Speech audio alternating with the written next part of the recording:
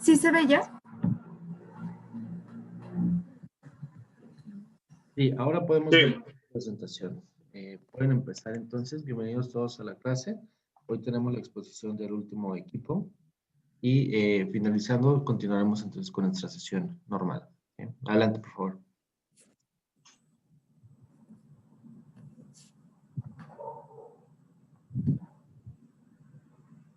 Sobre el grupo de Morena y pues está conformado por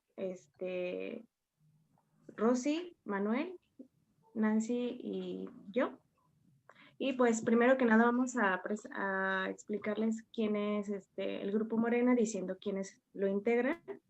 Y bueno, pues su nombre de asociación civil es reconocido como Movimiento de Regeneración Nacional. Este es un partido político mexicano de izquierda, o más bien el término izquierda hace referencia a que más bien se basa o promueve el cambio político, es decir, que está a favor de que pues todos sean como que compartan o vivan en igualdad. Eso es más o menos a lo que trata. Y bueno, el partido Morena pues tiene un presidente.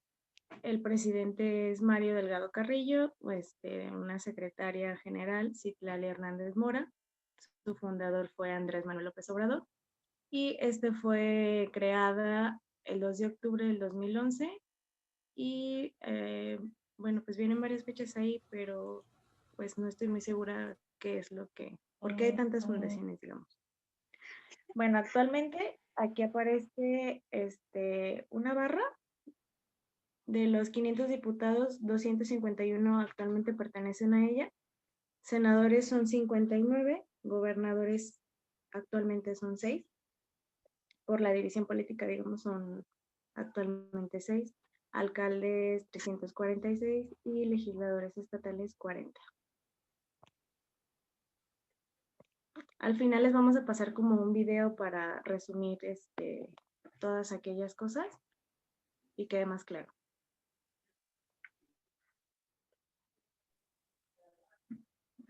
De acuerdo, a la parte de la historia, yo se las voy a dar un poquito más resumida. De igual manera, son como 3 diapositivas de historia. Yo nada más que esas diapositivas las resumí y se las voy a explicar.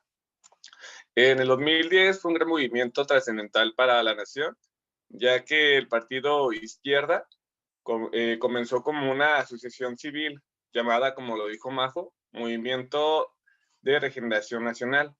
Se sumó a la construcción de en este caso, rumbo a las elecciones de 2012.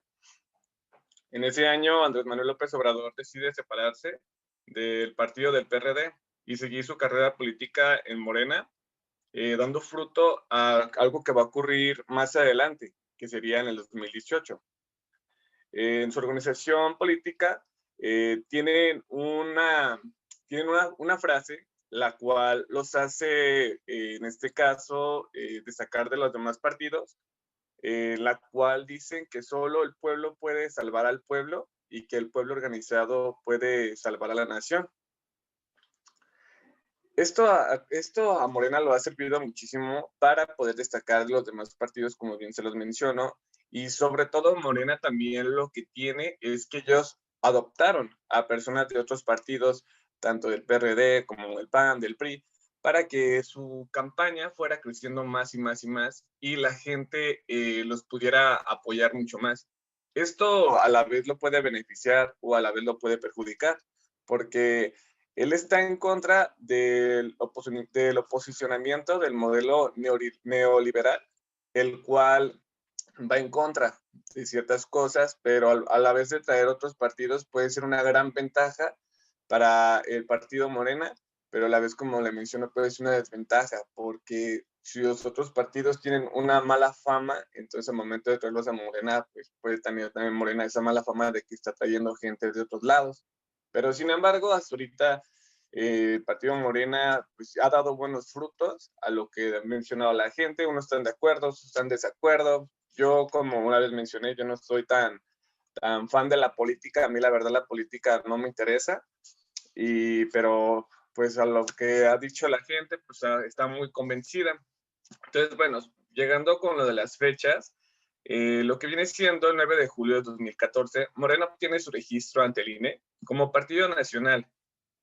Y a solo 4 años, después del 1 de julio de 2018, se posiciona como en primer lugar ganando las elecciones por parte de las elecciones políticas, en la cual Morena llega a la cima, López Obrador se hace presidente y hasta la fecha es nuestro presidente. Y bueno, aquí yo acabo con la parte de la historia, se los acabo de resumir, pero de igual manera aquí tenemos la presentación, si gustan se los puedo leer, si no, continuamos.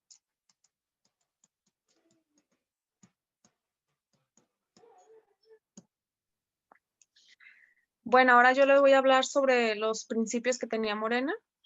Y bueno, Morena argumentaba que buscaba un cambio en lo político, en lo económico y en lo social.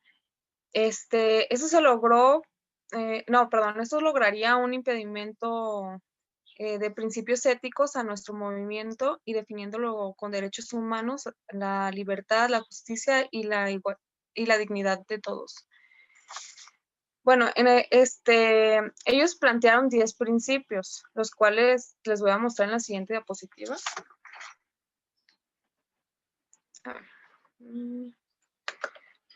Bueno, permítanme. Porque ahí casi no alcanzo a leer. Okay.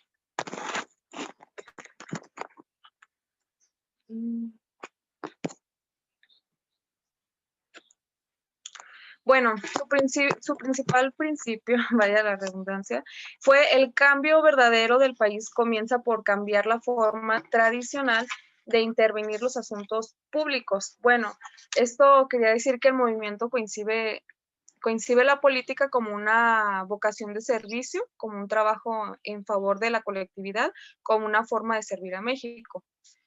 El segundo decía sobre el cambio que plantea Morena es pacífico y democrático. Bueno, hacía referencia a que el partido Morena buscaba la transformación por la vida electoral y social, que supone respetar la libertad de expresión, la asociación y la manifestación. El tercer principio hablaba sobre que en Morena no hay pensamiento único, sino principios democráticos en torno a un objetivo común. Y bueno, esto hablaba sobre que aspiraban y trabajaban para que México se consolide como una nación diversa y pluricultural fundada en la libertad de creencias. El cuarto fue que los miembros de Morena se inspiraban en la historia de la lucha del pueblo mexicano. Y pues prácticamente se puede especificar sobre que Morena propone impulsar la cuarta transformación social de historia en México. Y el quinto era que el movimiento es un espacio abierto, plural e incluyente. Y bueno, aquí prácticamente habla sobre que los hombres y las mujeres pertenecen a un grupo empresarial, productivo, estudiantil, campesino, entre otros, y que la convicción de que todos son una unidad, eso iba a hacer que cualquier objetivo que se plantara México iba a ser posible. Bueno, el 6 era que el movimiento reconoce su ausencia en la pluralidad. Bueno, pues prácticamente es como el pasado, que Morena respeta la diversidad cultural, la religiosa, política. El punto 7 eran los miembros del movimiento se nutren de las luchas y movimientos sociales de México. El 8, Morena forma parte de las luchas del pueblo de México en defensa de la soberanía, el patrimonio colectivo, la dignidad, la justicia, la democracia y el bienestar del pueblo. El punto 9 habla sobre que en Morena se trabaja para generar una nueva cultura y proteger la naturaleza y preservar aguas, bosques, junto con todas las culturas y formas de vida. Y el último punto habla sobre que Morena valora el conocimiento y el aprendizaje de las experiencias, tradiciones científicas y culturales propias de otros pueblos, particularmente de América Latina. En la actualidad el partido Morena se divide en dos partes, una en la que siempre hablan bien de ellos y otra pues en la que no son nada aceptados. Hay algunas cosas relevantes que ha hecho el partido de Morena y dice que el partido está ayudando a los pueblos rurales, está ayudando a las comunidades de bajos recursos. Actualmente están planeando su campaña publicitaria para las siguientes elecciones electorales en el 2024 y se renovó el nuevo presidente del partido Morena, el presidente Mario Delgado. Oh, llegó yo.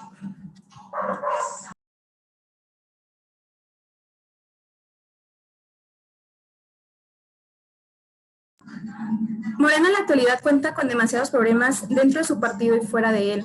Actualmente hay una pelea dentro del partido Morena, ya que no están de acuerdo con las elecciones del nuevo presidente del partido por razones de robo de votos. Y les vamos a mostrar un video.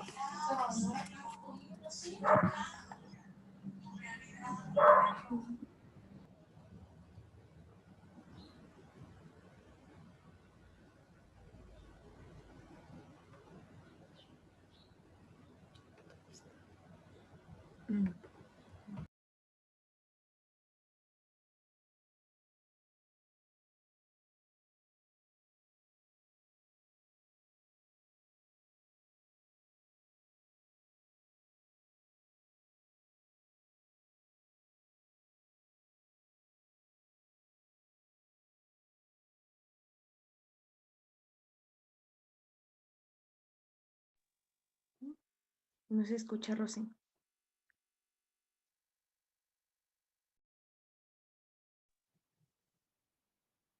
No, no escuchamos todavía. ¿La otra vez cómo dijo, profe, que le hicieran para que se escuchara? Tienes que dejar de compartir y vuelves a compartir, y cuando vuelvas a compartir hay una casilla que dice compartir sonido del ordenador.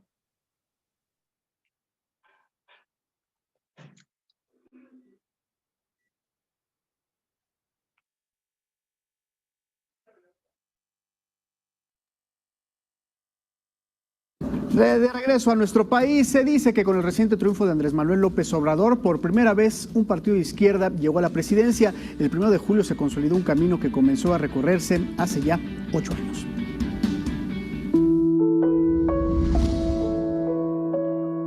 El más reciente acontecimiento trascendental para la izquierda en México, en cuanto a partidos políticos se refiere, comenzó a fraguarse en el 2010.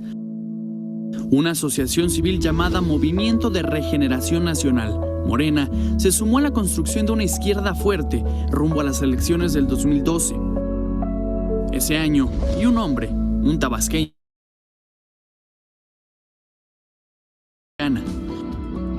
pasada la elección presidencial de aquel año, Andrés Manuel López Obrador decidió separarse del PRD y seguir su carrera política en Morena. Con el paso de los años, el Partido del Sol Azteca se ha ido debilitando a causa de pugnas internas y decisiones electorales erróneas. Entonces la bandera de izquierda comenzó a enarbolarla el Partido de López Obrador. Su organización política surgió como oposición al modelo neoliberal que, según el propio partido, solo ha beneficiado a una minoría. En su declaración de principios, Morena se dice con la convicción de que solo el pueblo puede salvar al pueblo y que solo el pueblo organizado puede salvar a la nación. Y no, esto no es un spot más. Fue hasta el 9 de julio del 2014 que el partido obtuvo su registro ante el INE como partido nacional. También en ese año, Cuauhtémoc Cárdenas renunció a su militancia en el PRD. Aquel partido histórico comenzaba a mostrar síntomas de una enfermedad que tras las pasadas elecciones del 1 de julio parece que lo ha dejado bastante débil. Así es como la izquierda en México ha transitado por el socialismo, el nacionalismo revolucionario, el sindicalismo, el comunismo, el anarquismo. Así es como se pintó de guinda y llegará a la presidencia. Imagen Noticias con Paco Sea, lunes a viernes 5:50 AM. Participa. Listo, profe, sería todo por nuestra parte. ¿Esta fue su conclusión?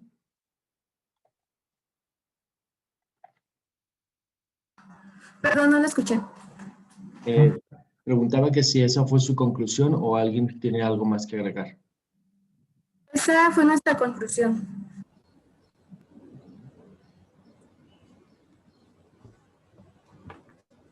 Muy bien. Bueno, ¿alguien tiene algunas preguntas para el equipo? ¿No?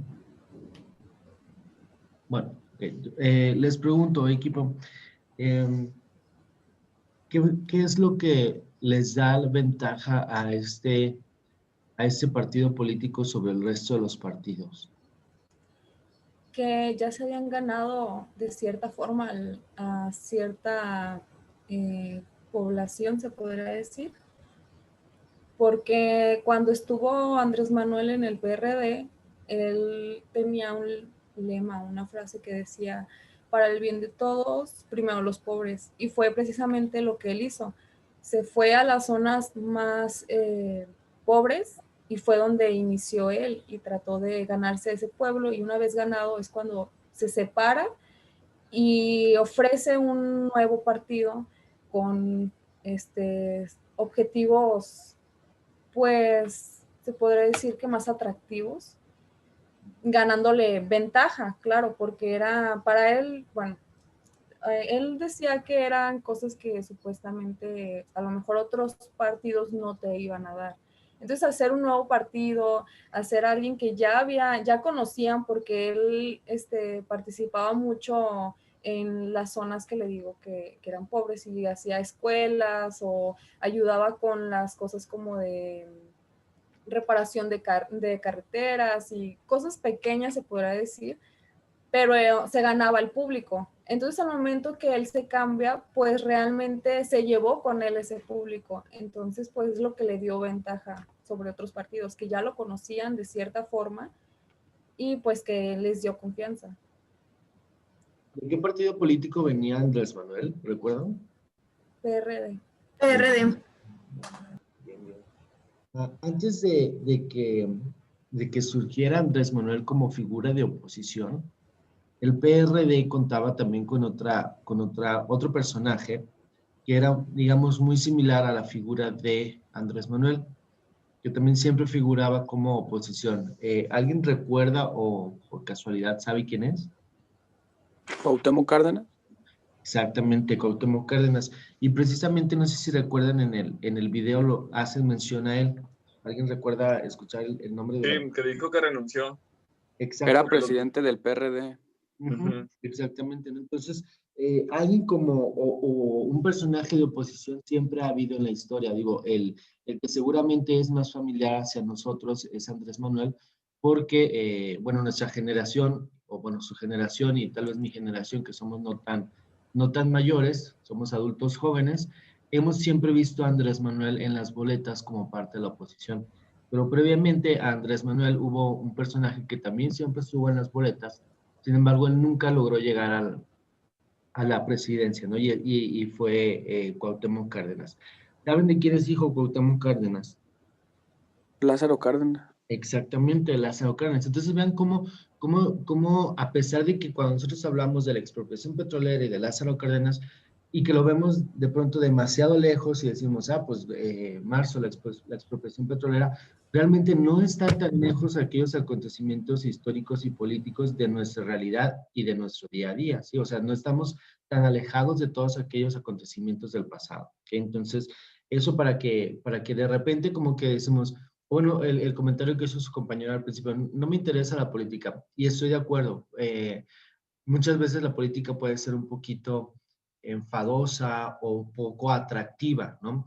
Pero cuando lo vemos tal vez desde otras perspectivas, a lo mejor pudiera ser un poquito más interesante y podemos decir, bueno, es que hace no tanto, apenas acaba de ser la expropiación petrolera, o sea, hace 3 generaciones. ¿Por qué? Porque estaba Lázaro Cárdenas y después Cuauhtémoc Cárdenas, y ahora seguramente alguno de sus hijos seguramente también está enredada en temas de política. Entonces, realmente no son tantas generaciones atrás las que han pasado desde un acontecimiento bastante importante para la nación. Entonces, vamos viendo a lo mejor la política desde otro punto de vista y tal vez nos puede interesar un poquito más, ¿no? ¿Qué digo? Y vuelvo al tema. Temas como política tenemos que tocarlos muy delicado porque mucho de ello, o el 90-80% de ello, es en cuanto a la percepción de cómo cada uno de nosotros está viviendo el presente, ¿sí? Y es, iniciando el curso, recuerdo que les hacía el comentario de cuánto hemos desarrollado el país, cuánto nos hemos desarrollado como nación, y puede haber miles de explicaciones y miles de opiniones al respecto, ¿sí? Siempre va a depender de dónde hayamos crecido. Si creciste en la sierra de Chiapas, pues seguramente que tu percepción de desarrollo va a ser muy diferente a si creciste en la Ciudad de México o si creciste en Monterrey o en Guadalajara, ¿no? Entonces, el desarrollo de México va a ser siempre muy diferente dependiendo de las situaciones de las cuales nos hayamos rodeado. Entonces, bueno, eso. Regresando otra vez con ustedes, chicos, de la exposición.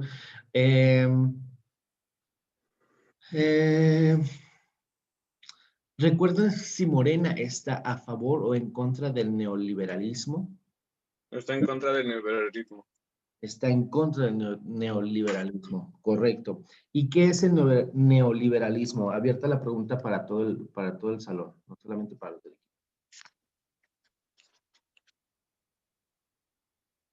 ¿Qué es el neoliberalismo? ¿A qué nos suena el neoliberalismo? Quizá lo mencionaron en la presentación muy breve, ¿eh?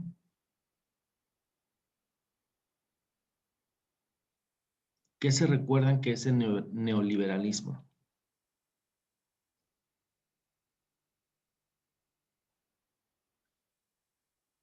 ¿Tú te acuerdas qué es, Manuel? No, pero lo que ahorita le voy a decir. Ok, rápidamente investigamos qué era el neoliberalismo. ¿Y a qué nos suena? Bueno, el resto, mientras Manuel nos ayuda, ¿a qué nos suena neoliberalismo? Si descomponemos la palabra, ¿a qué nos suena? Neo, nuevo, ¿no? Tal vez puedes ir algo por ahí. Neoliberalismo, ¿a qué nos suena liberalismo? ¿Como libertad? Libertad, nueva libertad, ¿no? Yo también pensaría que es algo como nueva libertad. Y sí, bueno, precisamente el neoliberalismo, y ahorita que a lo mejor Manuel nos ayuda a abundar sobre el concepto. Neoliberalismo, de alguna manera, es libertad, separarnos del yugo gubernamental, ¿no? Entonces, el neoliberalismo se funda, o bueno, se basa la idea en que el gobierno no meta la mano en asuntos económicos. Y hace un par de sesiones recuerdan que comentábamos, discutíamos si era bueno o no era bueno que el gobierno metiera mano en temas económicos, o de quién dependía que la economía pues creciera o no creciera, si era tema del gobierno o tema de los empresarios o tema tal cual de nosotros como sociedad, la interacción económica. Entonces el neoliberalismo dice, ¿sabes qué?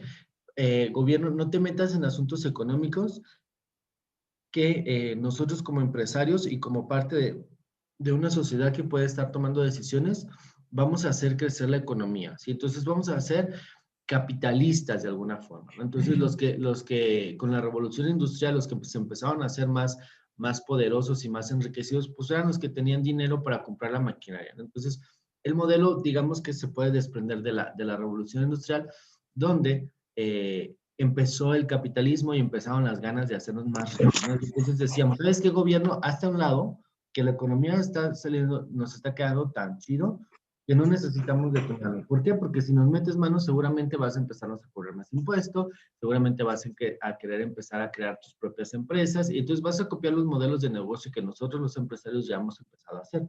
Entonces, hazte a un lado, por favor, y no metas mano. Eso es lo que burdamente representa el neoliberalismo. What else? Entonces, si el partido Morena está en contra del neoliberalismo, ¿qué es lo que pretende entonces el partido Morena?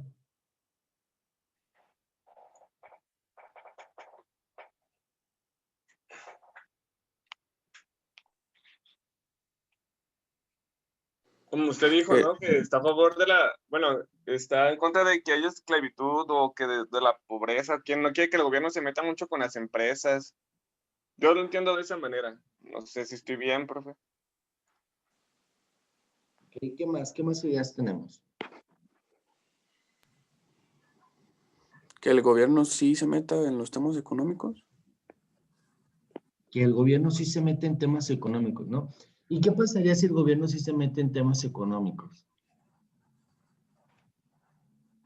Van a empezar a afectar. Por ejemplo, la decisión que tomó López Obrador al momento de cancelar el aeropuerto, pues muchas empresas ya habían invertido, ya habían dado su aportación y ahora pues ya perdieron el dinero, pues porque la toma de decisión que está tomando, pues no, creo que no es la adecuada.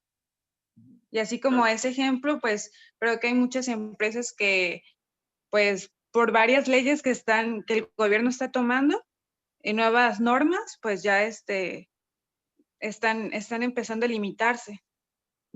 Exacto. No creo que el problema sea que el gobierno se meta en temas económicos, sino que lo está haciendo de manera deficiente. Porque si nos vamos, por ejemplo, a Estados Unidos, metiéndose en temas económicos de un subsidio de millones de dólares a las empresas para que puedan seguir laborando y pagando la nómina a sus trabajadores y estos no se vean afectados. Ahí se está metiendo en un tema económico y lo está haciendo muy bien. El problema es que nuestro gobierno se está metiendo de muy mala manera en temas económicos que pasan a perjudicar, como dijo Carmen. Exactamente. Lo están Y no nos limitando vamos, mucho. y no nos vamos tan lejos, profe. Lo último que está pasando, que con este López Obrador que quiere cancelar los outsourcing, que son los que ayudan a reclutar a las empresas grandes, que es como sus recursos humanos, también está perjudicando por el capital humano. Exacto, entonces vemos cómo, o sea, ni hay que hacernos tan capitalistas de decir, hace un lado gobierno, pero tampoco podemos dejar que el gobierno expropie o empiece a expropiar empresas, ¿no? Si no, vamos a llegar un momento en el que vamos a estar como Venezuela, ¿no? Donde no puedes abrir una empresa porque va a llegar el gobierno y te la va a comer, te la va a quitar. Entonces, no es como decían sus compañeros, como decía Luis, o sea, no es ni saludable que se desentienda de la economía, pero que tampoco se meta demasiado, ¿no? Entonces, tenemos modelos de negocio, perdón, modelos de gobierno como el de Estados Unidos, donde apoya el gobierno a las empresas, donde el gobierno está metido en la economía para no dejarla caer de alguna manera, pero se le mete solamente lo suficiente para no expropiar, para dejarnos hacer un libre mercado dentro de la sociedad. Entonces, vean ahorita cómo tuvimos una serie de puntos de vista diferentes y eso es lo que enriquece en este tipo de trabajos, ¿no? Enriquece en este tipo de materias. Por eso es importante que cuando opinemos sobre política o sobre gobierno, estemos abiertos a las diferentes opiniones de los demás. Entonces, bien, excelente. Déjame ver si tengo alguna otra pregunta. Maestro, yo Sí, adelante. quisiera preguntar algo. Por ejemplo, si aquí el gobierno de Jalisco, se supone que ellos dan muchas ayudas. Por ejemplo, sé de una que ahorita te dan 40,000 pesos y no los tienes que regresar, solamente tú tienes que verlo reflejado a través de unas facturas, de que realmente el dinero que invertiste pues fue para tu empresa. ¿Eso es ayudar a las empresas a crecer o eso va más en economía para la sociedad? De hecho, ambas, digamos, son correctas, porque de alguna manera, cuando no dejo caer una empresa, sobre todo una empresa mediana, estoy ayudándole a que no exista el desempleo, ¿sí? O sea, estoy provocando que podamos sostener a nuestros empleados y que de alguna manera una familia o 2 o 3 familias no se vean afectadas por el cierre de la empresa. Entonces, si una empresa viene conmigo, gobierno, y me solicita un préstamo o ese tipo de recursos, donde yo ya lo tengo a fondo perdido, tal cual le regalo el dinero a comprobación de que me diga que lo ha invertido en su negocio, entonces le estoy ayudando a este empresario, a este pequeño empresario, a que sostenga otras 3 familias con sueldos. Y entonces eso a su vez va a ayudarnos como sociedad a que la economía se siga generando. Por ejemplo, ¿qué es lo que hay detrás del Buen Fin? ¿Qué se imaginan que hay detrás del Buen Fin? Ahorita impulsar la economía. Impulsar la economía. ¿De qué manera podemos impulsar la economía con el Buen Fin? Pues las pocas ventas que en el año no se vendieron, ahorita tratar de sacar toda la mercancía para iniciar el nuevo año. Correcto. ¿Y en qué se beneficia, además de en sacar la mercancía, en qué se benefician las empresas y la sociedad o la economía? ¿En qué nos beneficiamos que todo el mundo ponga descuentos? Para no tener mermas. ¿Mm? Bueno, por ejemplo, las empresas en productos.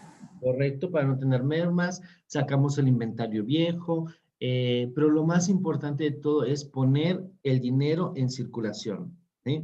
Si el dinero no circula, si el dinero lo estás guardando en tu cochinito, si tu dinero lo estás guardando debajo del colchón, ese dinero de alguna manera nos está afectando a todos como sociedad. ¿Por qué? Porque al no tener tu dinero en el mercado, al no tenerlo en el banco, al no tenerlo en una sociedad de inversión, al no tenerlo circulando o moviéndose, ese dinero de alguna manera no está ayudando a generar más riqueza a todos. No vamos a poner el nombre de los más ricos de México, no. En general a todos nos está afectando. ¿Por qué? Porque el hecho de que en lugar de comprarte una pizza, lo tengas abajo del colchón, pues genera que no exista un repartidor, genera, bueno, para empezar, genera que no exista la venta de un producto, ¿no? Y eso nos va a generar que a esa empresa se le quede inventario, esa empresa se quede sin repartidor, esa empresa se quede sin cocinero. O sea, hay muchas cosas que hay detrás de gastar el dinero en una pizza. Claro, obviamente no estoy diciendo que todo el dinero que nos llegue lo gastemos, pero sí ponerlo a funcionar. Por ejemplo, si en lugar de ese dinero no te lo quieres gastar porque los tiempos son difíciles, ¿no? Los tiempos son difíciles y hay que ahorrar. Sin embargo, hay que ahorrar de manera inteligente. En lugar de tenerlo en el colchón, lo podemos poner a trabajar en un fondo de inversión, que este fondo de inversión a su vez lo va a invertir en algún negocio y el negocio va a empezar a generar más utilidades. Entonces, si no queremos gastarlo, si estamos en situación de prefiero ahorrarlo, no lo tengamos debajo del colchón, invirtámoslo en algún instrumento, ¿sí? Para que la economía siga generando más empleos. Si yo meto más dinero en un fondo de inversión y todos metemos más dinero, vamos a decir, en la Caja Popular San Rafael, la Caja Popular San Rafael se va a ver en la necesidad de crecer y al crecer pues va a contratar más gente y al contratar más gente, más familias se van a ver beneficiadas y a su vez tendremos entonces un crecimiento económico, ¿sí? Entonces el dinero que tenemos debajo del colchón o en el cochinito no está ayudando a crecer al país. Eso es a lo que voy, ¿sí? Podemos ayudar a crecer al país gastando, moviendo nuestro dinero con artículos a lo mejor regionales, ¿no? Con la señora que se pone a vendernos cucharitas de madera y carpetitas. Podemos ayudar invirtiendo o saliendo a comprar el café con la señora de la cafetera. Eso es mover nuestro dinero de manera, pues, un poco más inteligente. Ahora, si mi objetivo es ahorrar y tener una alcancía, digamos, inteligente, pues voy y lo meto en Caja Popular San Rafael, ¿no? ¿Para qué?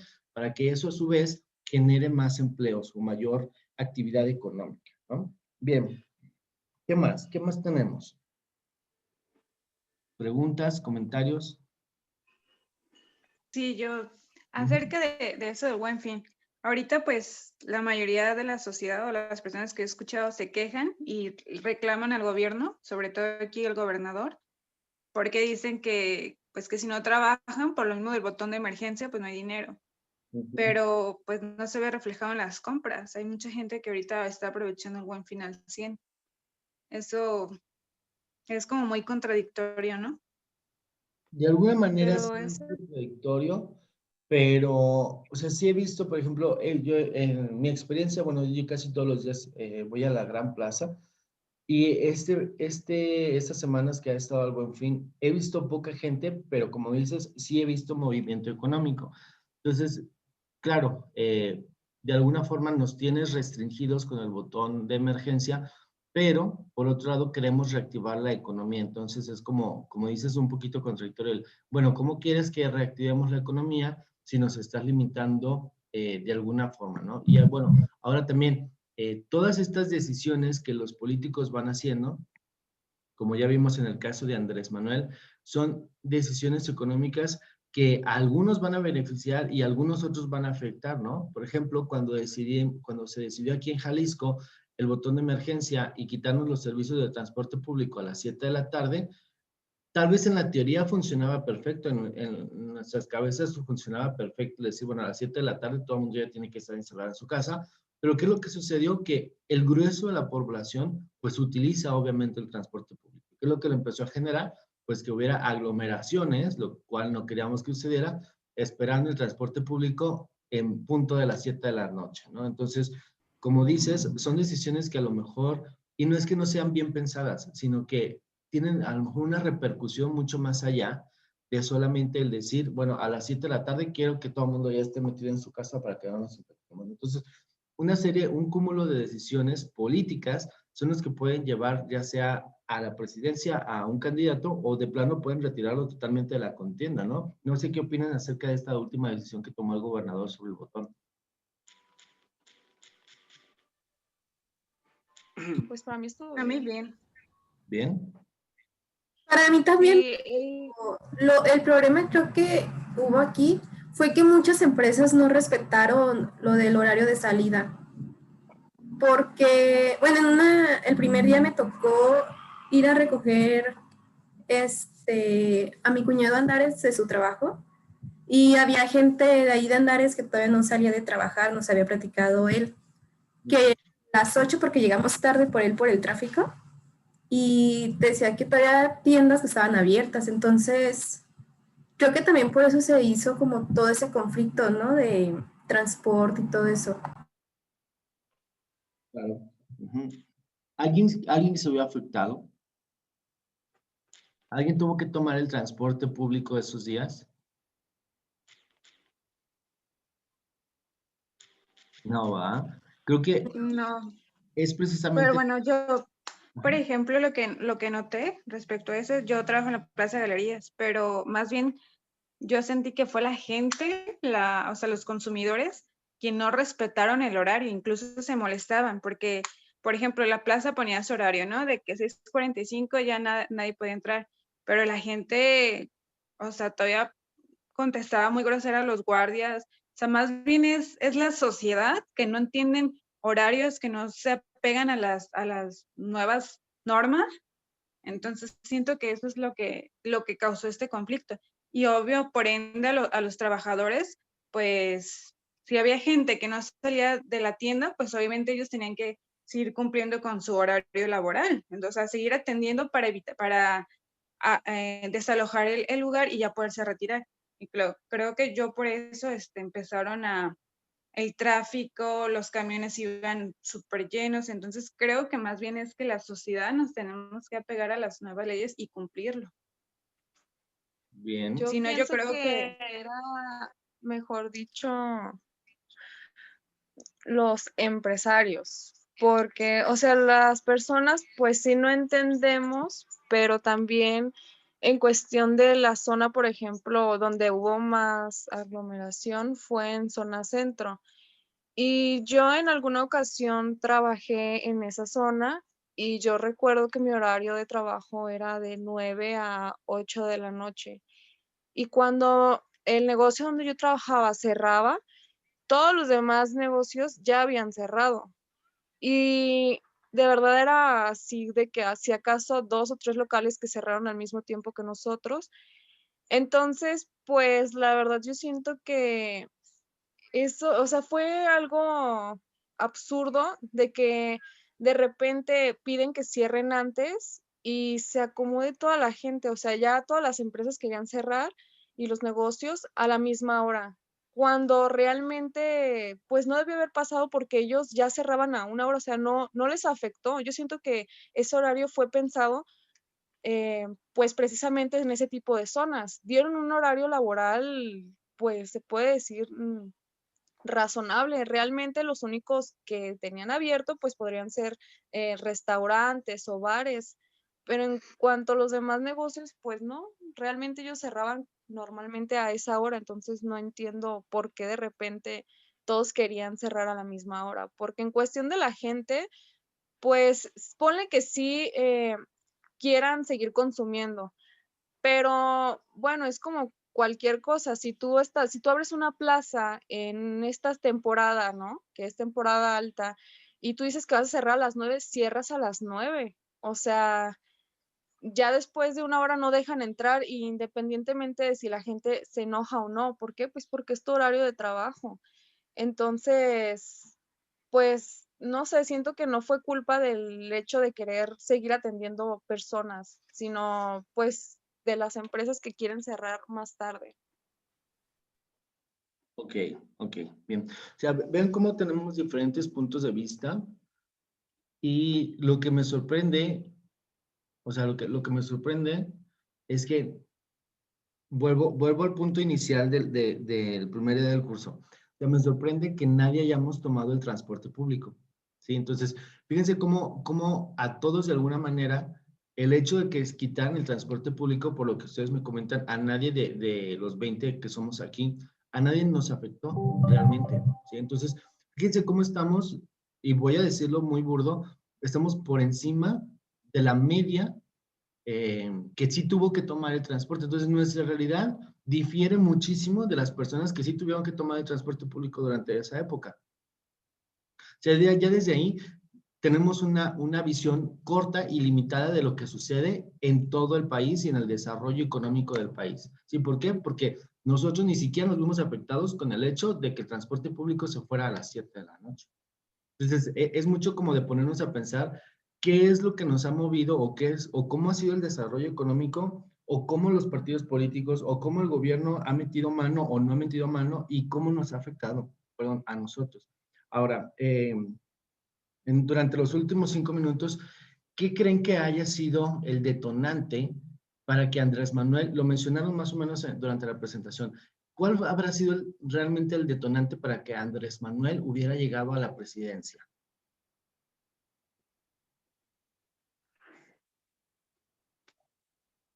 La pobreza, que mucha gente pobre creyó en él. Yo no sé mucho de política, pero en alguna ocasión platicando con un amigo, él comentaba que se le hacía un buen presidente López Obrador porque su esposa sería la primera dama que tuviera estudios y una maestría. Entonces, para él eso era como un apoyo más para López Obrador, y pues aparte de sus ideas que traía. ¿Qué más?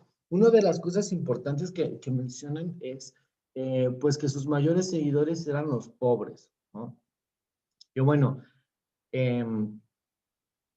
aquí no sé qué opinar, en el sentido de que sí, efectivamente su campaña, toda su campaña, digamos, publicitaria, más allá de la política, toda su campaña publicitaria, lo que los medios nos transmiten, pues es precisamente eso, ¿no? Que se estuvo acercando mucho a las comunidades pues más afectadas económicamente, y de ahí, obviamente, si nosotros a lo mejor hacemos un censo económico, vamos a ver que el grueso de la población que está en edad para votar, pues desafortunadamente vive en esa área, ¿no? En esa área que económicamente a lo mejor es más afectada. Entonces, toda su campaña publicitaria, toda su campaña política, sí fue muy dirigida hacia ese sector, ¿no? Sin embargo, también existen a lo mejor unos cuantos de los sectores económicamente más beneficiados, por así decirlo, que también lo apoyaban, ¿sí?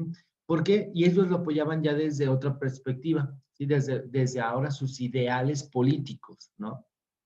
Por ejemplo, yo recuerdo algunos familiares que son mayores que yo, que son como de la edad de mis papás, que comulgan o comulgaron en su momento con los ideales de Andrés Manuel por sus promesas de campaña, lo que les llamamos las promesas de campaña. ¿Alguien recuerda alguna promesa de campaña de Andrés Manuel? Hubo una bien sonada, que lo comentamos la sesión anterior.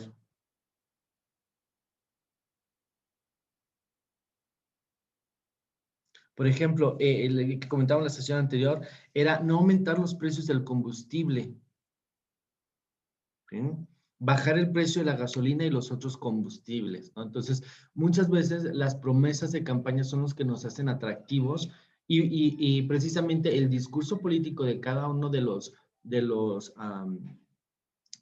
los candidatos, pues va dirigido digamos, a agarrar o abarcar más mercado, ¿no? Más market share, lo que comentábamos en su momento con lo de las empresas, abarcar más pedazo de pastel del mercado, ¿no? Entonces, Andrés Manuel obviamente lo jugó muy bien, acercándose a las comunidades más rurales, pero también había promesas de campaña que tocaban o que les llegaban a muchos empresarios o a muchas personas que económicamente se sentían más identificadas o que les iba mucho mejor, ¿no? Por ejemplo, una promesa de campaña de Andrés Manuel era que las inversiones estarían seguras y se crearían condiciones para obtener buenos rendimientos. Eso obviamente no se los iba a decir a los sectores más afectados, ¿no? Porque pues, ¿ellos qué? Iban a decir, finalmente, ¿a mí qué? ¿No? No tengo dinero para invertir. Sin embargo, hay promesas de campaña que fueron muy estudiados para cierto sector económico, que a lo mejor es digamos, el rico, donde les decimos, bueno, tus inversiones van a estar seguras. Y a los que somos clase medieros nos dijeron, vamos a bajar la gasolina. Y a los que son de un sector económico más afectado, pues les vamos a decir, les vamos a dar su beca de viejito y tu beca de estudiante, ¿no? Entonces, fíjense cómo el discurso político o la mercadotecnia que manejó Andrés Manuel fue muy buena. ¿Por qué? Porque atacó a todos los sectores de la población. ¿Sí? ¿Qué opinan al respecto? Ya para irnos. Últimos comentarios.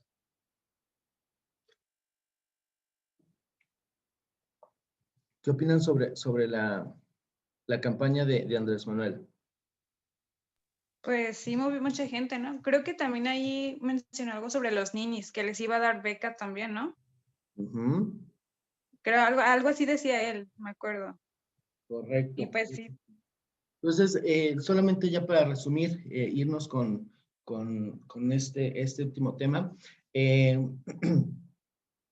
No importa, ¿sí? No importa quién sea la persona que esté representando o la candidatura, ¿sí? La persona, sino lo que importa de alguna manera es el discurso político que nos están vendiendo, ¿no? Y a quién va dirigido, a qué sector de la población va dirigido. Entonces, detrás de la figura que estemos nosotros viendo, hay que analizar las propuestas de campaña, hay que analizar para quién está dirigida y hay que analizar los ideales políticos, ¿no? Por ejemplo, en el caso de Morena y Andrés Manuel, su proyecto es rechazar el neoliberalismo. Ok, vamos a rechazarlo, pero vamos viendo cómo es que vas a meterle mano a la economía, ¿no? No solamente nos vas a dejar, no solamente vas a tomar posesión de todas las empresas o vas a solamente ayudarnos un poquito a las empresas como el modelo económico de Estados Unidos, o qué es lo que va a suceder, ¿no? Entonces, cerrando ya nada más el tema,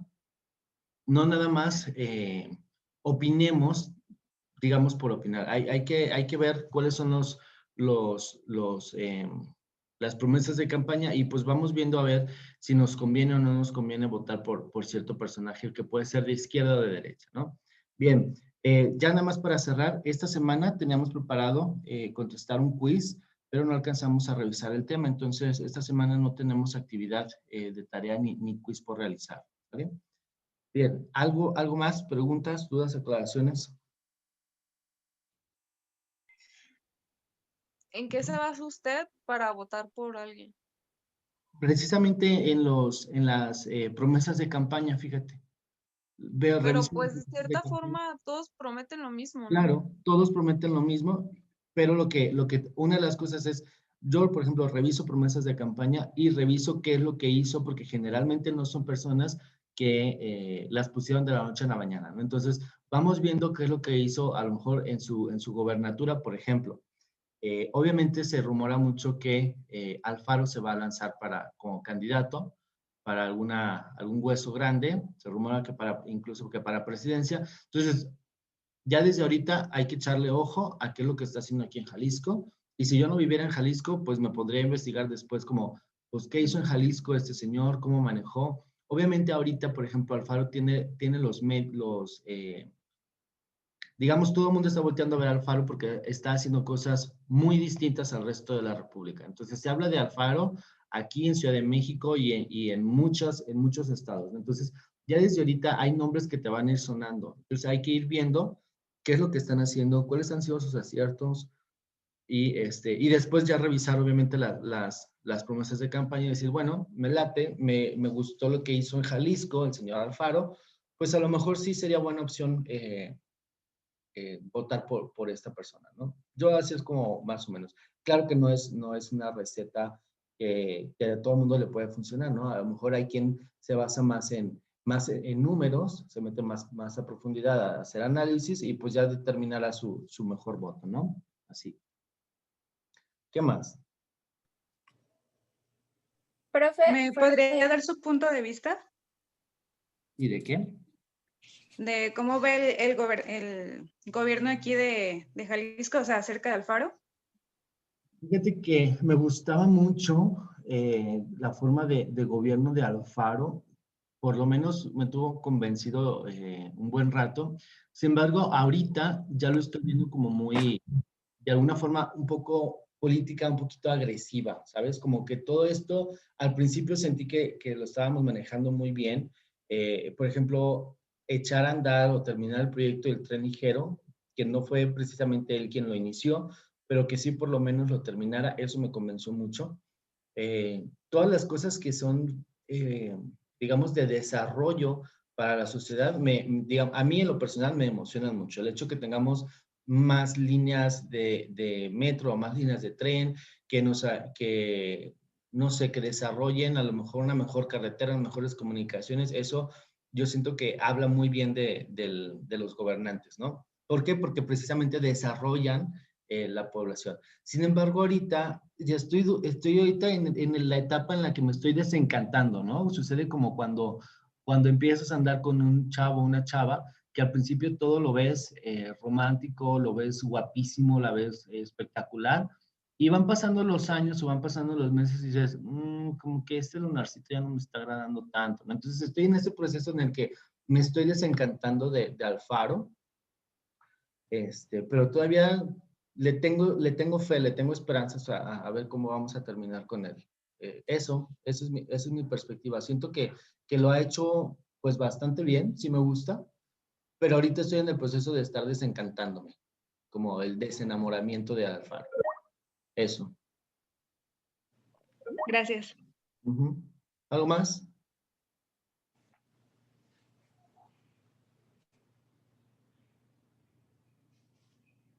¿Alguien más? ¿Tiene algún comentario? Dani, ¿no sabes? Yo, profe, fuera del tema. ¿De esto de las exposiciones va a tratar su examen? Casi no, vendrán un par de preguntas nada más. Ok.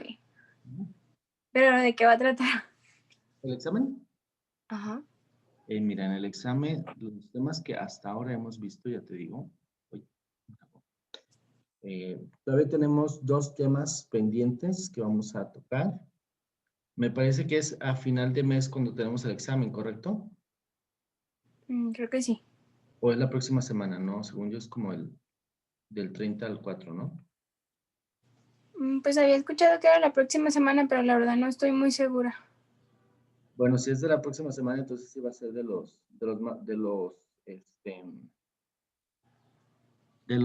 mira, si entramos De la economía y todo eso, ¿no?